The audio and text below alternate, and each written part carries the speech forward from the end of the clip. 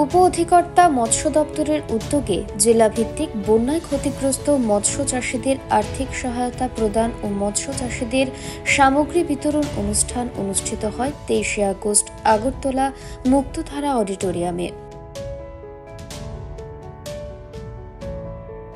এই দিনেরই অনুষ্ঠানে উপস্থিত অতিথিদের উত্তরীয় প্রদানের মাধ্যমে বরণ করে নেওয়া হয়।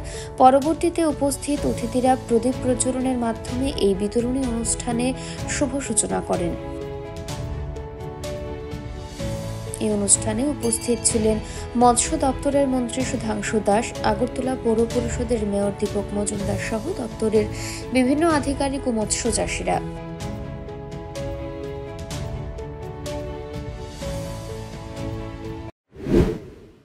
2024 সালের আমাদের এই রাজ্যে যে ভয়াবহ বয়াল বন্যা হয়েছিল, সেই বন্যার ফলে বিশেষ করে আমাদের রাজ্যের কৃষক, সেটা মৎস্য চাষি হোক, ধান চাষি হোক, সবজি চাষি হোক, ফুল চাষি হোক, প্রাণী পালক হোক, এরা সবাই কিন্তু ব্যাপকভাবে ক্ষতিগ্রস্ত হয়েছে।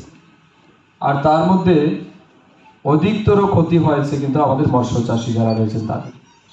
আমাদের রাজ্যের দক্ষিণ ত্রিপুরা জেলা, গোমতী জেলা, সিপাহী জেলা, পশ্চিম ত্রিপুরা জেলা এবং ঊনকোটি জেলা, এই 5টা জেলা কিন্তু ব্যাপকভাবে ক্ষতিগ্রস্ত হয়েছিল গত বন্যায়।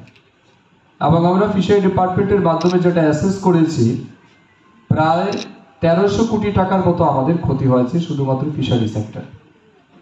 অনেক বড় পরিমাপের ক্ষতি কিন্তু আমরা সম্মুখীন হয়েছিলাম।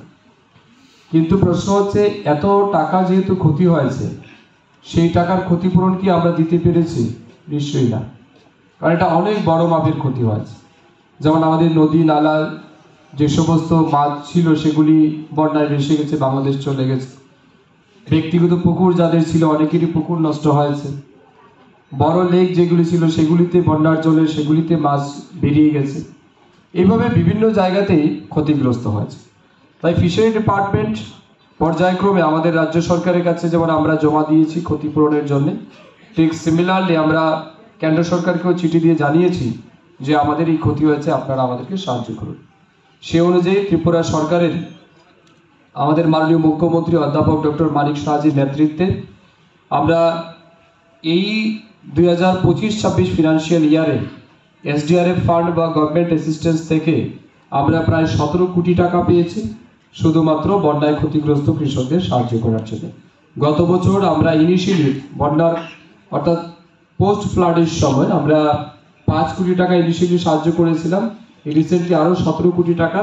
তার মধ্যে আজকের দিনে আমরা এই জেলার যারা পশ্চিম ত্রিপুরা জেলা রয়েছেন তার মধ্যে 336 হেক্টর জলাশয়কে আমরা আইডেন্টিফাই করেছি, যেখানে 2173 জন বেনিফিশিয়ারিকে আমরা আর্থিকভাবে সাহায্য করব তাদেরকে ক্ষতিপূরণ বাবদ, এবং সেখানে 1,20,46,000 টাকা কিন্তু আমরা আপনাদের হাতে তুলে দেব। শুধুমাত্র পশ্চিম ত্রিপুরা জেলায় 1,20,46,000 টাকা আমরা আজকে বরাদ্দ করতে যাচ্ছি।